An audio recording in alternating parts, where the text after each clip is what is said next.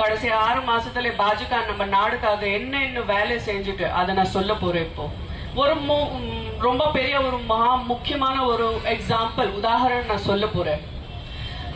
10 வருஷம் முன்னாடி இல்லைன்னா 15 வருஷம் முன்னாடி நம்ம நாட்டுல டெரர் அட்டாக் வரும்.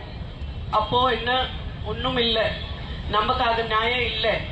ஆனா 3-4 மாசம் முன்னாடி நம்ம சிந்தூர் ஆபரேஷன் பண்ணியாச்சு. எல்லாருக்கும் தெரியுமா? இப்போ அதை பத்தி அந்த ஆபரேஷன் பத்தி நான் எதுக்கு இப்ப சொல்ல போறேன்னா, இப்போ எல்லாம் நினைக்கிறேன் 3-4 மாசம் ஆயிடுச்சு. இப்போ அதை பத்தி ஏன் பேசணும்?